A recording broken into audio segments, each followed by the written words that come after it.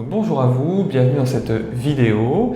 Donc pour celles et ceux qui ne me connaissent pas, je m'appelle Jeff Carlotti, je suis consultant, coach professionnel, conférencier, formateur, enfin voilà, j'ai plein de casquettes à mon arc.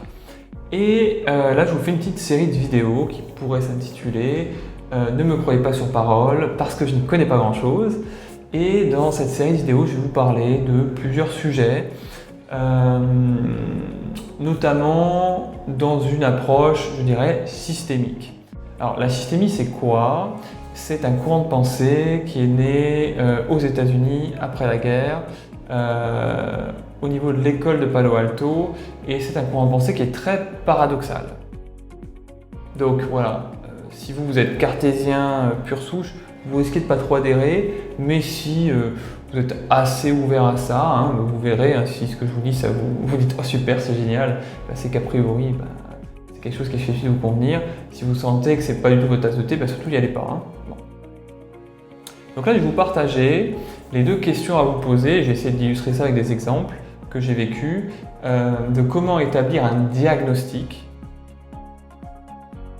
en systémie, selon Jacques-Antoine Manarevitch. Voilà, donc deux questions à vous poser. Première question, donc concernant votre interlocuteur, comment la personne que j'ai en face fait aujourd'hui pour ne pas changer? Donc là, vous avez quand même un mot qui est super important, c'est le comment. On ne demande pas pourquoi il n'arrive pas à changer ou elle n'arrive pas à changer, c'est comment la personne en face fait pour ne pas changer. Parce que dans un cadre de référence systémie, la personne est dans une sorte d'homéostasie, c'est-à-dire une sorte d'équilibre. Même si sa situation actuelle ne lui convient pas ou plus, elle présente quand même l'avantage d'être une situation, je dirais, stable pour elle. Une sorte stable au sens d'équilibre, c'est un équilibre qu'elle a. Et du coup, la personne, derrière toute demande de changement, en systémie on dit qu'il y a une demande de non-changement, toute personne qui souhaite changer, en même temps inconsciemment, dans un cadre de référence systémie, bien évidemment, cette personne souhaite aussi ne pas changer. Donc première question pour établir un diagnostic, c'est comment mon client s'y prend pour ne pas changer. Je vous partage un exemple que j'ai eu, c'est un client qui souhaitait se reconvertir et qui, dans sa reconversion, ne faisait que réfléchir. C'est-à-dire, sa stratégie pour ne pas changer, c'est qu'il réfléchissait. Que ce soit lui seul, lui avec des amis, lui en faisant des exercices qu'il trouvait dans les livres, lui avec sa thérapeute, etc. Il était tout le temps dans la réflexion. Jamais dans l'action. Jamais dans l'action. Et du coup, comment il s'arrangeait pour ne pas changer? Il passait son temps à réfléchir et quelque part se convaincre lui-même que ce n'était pas possible de se reconvertir. Donc c'était vraiment, je dirais, flagrant. Donc en tout cas, voilà, la stratégie qu'il mettait en place, c'était de réfléchir tout le temps, de se convaincre que ce n'était pas possible, etc. Autre question que vous pouvez vous poser, c'est comment la personne que j'ai en face, si on travaille ensemble, va faire pour me mettre en échec en tant qu'accompagnant. Et là, c'est assez intéressant. Je vous prends un exemple que j'ai vécu avec un client qui avait une problématique de reconversion aussi, mais également avec je dirais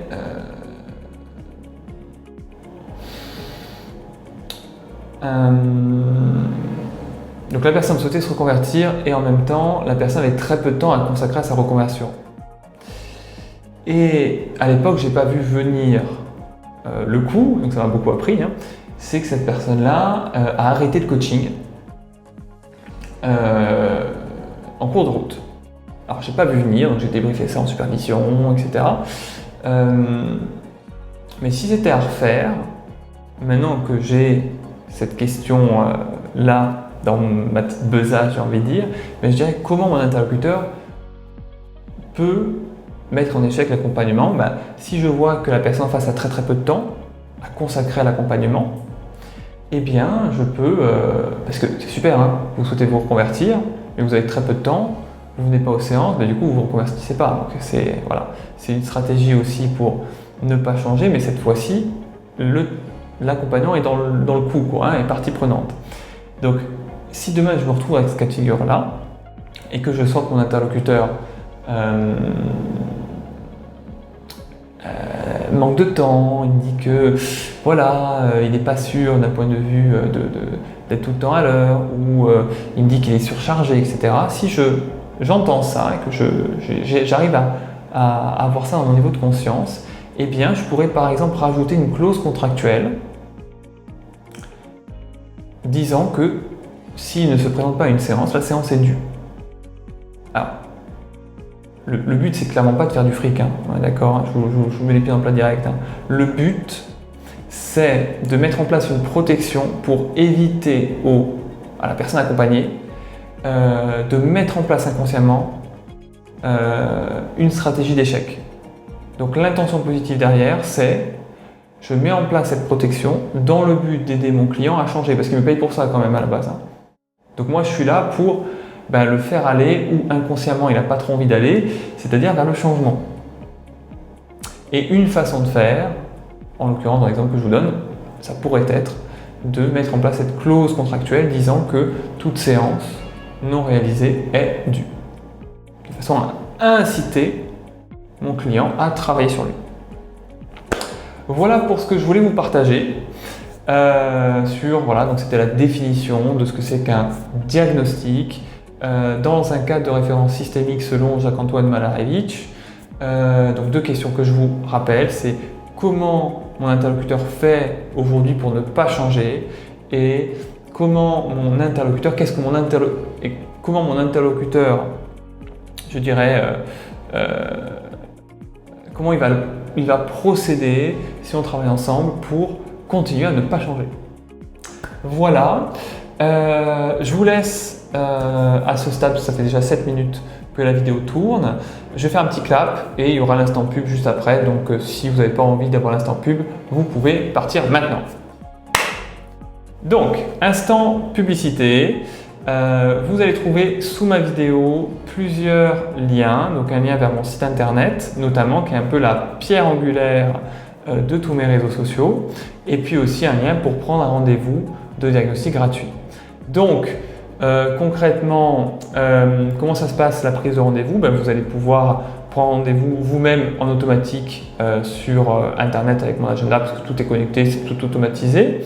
Et pour prendre rendez-vous, par contre, je vais vous demander de répondre à plusieurs questions pour moi déjà dégrossir votre situation, mieux comprendre ce qui se joue pour vous, et surtout le diagnostic. Donc c'est gratuit, mais c'est que 20 minutes, donc c'est idée d'optimiser un peu le temps et d'aller droit au but. Donc si vous n'avez pas envie de vous investir dans une démarche de changement payante, ne répondez pas à ce questionnaire, parce qu'au final, moi je vous fais le diagnostic, je vais vous dire comment je vais vous accompagner si j'estime être en mesure de le faire, et du coup je vais vous faire une proposition commerciale. Si je me rends compte au cours de la discussion que je ne suis pas la meilleure personne pour vous, je vous redirige vers quelqu'un d'autre. Voilà. Donc dans tous les cas, vous partez avec, je dirais, une piste de solution. Par contre, vous allez avoir du travail à faire, des questions à répondre dès le début. Après, le but de cet entretien, c'est moi de vous faire une proposition ou de vous rediriger vers quelqu'un. Donc si vous n'avez pas envie de changer, prenez pas rendez-vous. Surtout pas. Hein. Voilà. Si par contre vous avez vraiment envie de changer, donc il y a une volonté de changement, parce que c'est ça qui va faire la différence entre une personne qui, plus vous allez avoir envie de changer, parce que votre situation, vous n'en voulez plus et vous désirez autre chose, plus vos chances de succès vont être grandes. Voilà. Moi, je ne peux pas vouloir que vous changiez à votre place. Voilà. Donc, si vous avez envie de changer, c'est parfait. Prenez rendez-vous si vous avez envie potentiellement de travailler avec moi. Et sinon, écoutez, c'est OK. Voilà, je vous souhaite une excellente journée. Je vous dis à bientôt pour une autre série de vidéos.